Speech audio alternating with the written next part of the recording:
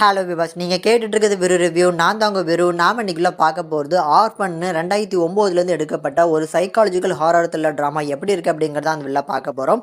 இந்த படம் இப்போ தமிழ் டப்பிங்கோட வந்து தந்தி ஒன்லேயும் அவைலபிளாக இருக்குது. அண்ட் ஆல்சோ டிஸ்கவரி தமிழ்லையும் ரீசெண்டாக தான் பார்த்தீங்கன்னா ஸ்ட்ரீம் பண்ணியிருந்தாங்க. ஸோ நீங்கள் எதுலனாலும் செக் அவுட் பண்ணி பார்க்கலாம். பார்க்கறதுக்கு ஒரு ஒர்த்தபுளான ஒரு psychological horror thriller drama. And also ஹாலிவுட்டில் ஹாரர் மூவி ஏதாவது ஒரு படம் பேர் சொல்லு அப்படின்னாலே மைண்டில் ஸ்ட்ரைக் ஆகக்கூடிய ஒரு பேர் வந்து காஞ்சூரியன் தான். அந்த படத்தில் ஃபேமஸாக நடித்தா வீரா ஃபாமிகா தான் வந்து பார்த்தீங்கன்னா இந்த படத்தில் லீட் பண்ணி நடிச்சிருக்காங்க. ஸோ அவங்களுக்காகவே இந்த படத்தை கண்டிப்பாக நீங்கள் ட்ரை பண்ணி பார்க்கலாம். இந்த படத்தோட கதை என்ன அப்படின்னா, படத்தில் எஸ்தர் அப்படின்னு சொல்லி ஒரு ஆர்ஃபனில் வளரக்கூடிய ஒரு பொண்ணு. ஸோ அந்த பொண்ணை நம்ம படத்தோட ஹீரோயினும் அவரோட ஹஸ்பண்டும் சேர்ந்து ஒரு தத்து எடுத்து வளர்க்கலாம். ஏன்னா கடைசியாக வந்து அவங்க வந்து ப்ரெக்னெண்ட்டாக இருக்கும்போது அவர் குழந்தைய இழந்துட்டாங்க. ஸோ அதனால் அந்த குழந்தைய ஞாபகமாக வந்து இந்த குழந்தைய தத்து எடுத்துக்கலாம் அப்படின்னு சொல்லி ஆர்ஃபன்லேருந்து வீட்டுக்கு கூட்டு வராங்க. அந்த பொண்ணு வீட்டுக்கு வந்ததுக்கப்புறம் எந்த மாதிரியான விஷயங்கள்லாம் நடந்தேறுது, வரக்கூடிய எலிசபெத் அப்படிங்கிற பொண்ணு எதனால வந்து இப்படிலாம் பண்ணிக்கிட்டு இருக்கா, இதுக்கு எல்லாத்துக்குமான பதில் தான் வந்து பார்த்தீங்கன்னா இந்த படத்தில் மொத்தமாக எடுத்திருப்பாங்க.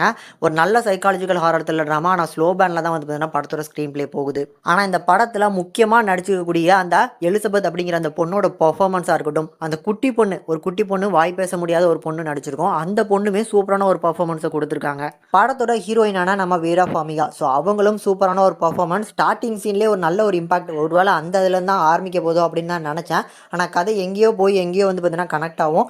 செகண்ட் ஹாஃபில் தான் படம் ரொம்பவே பிக்கப் ஆகுது அப்படின்னு நான் சொல்லுவேன். ஏன்னா செகண்ட் ஹாஃபில் எலிசபெத்துக்கும் நம்ம ஹீரோயினுக்கும் உண்டாகிற அந்த கிளாஸ், சின்ன சின்ன கிளாஸாக இருந்தாலும் அதை ரொம்ப அழகாக வந்து பார்த்தீங்கன்னா காட்சியமைப்பு பண்ணியிருக்காங்க. அதனால் செகண்ட் ஹாஃப் பார்க்கறதுக்கு கண்டிப்பாக இன்ட்ரெஸ்டிங்காக இருக்கும். கிளைமேக்ஸுமே நல்லா போட்டு முடிச்சிருக்காங்க. டெக்னிக்கலாக பார்க்கும்போது சினிமாட்டோகிராஃபிக் நல்லா இருந்துச்சு.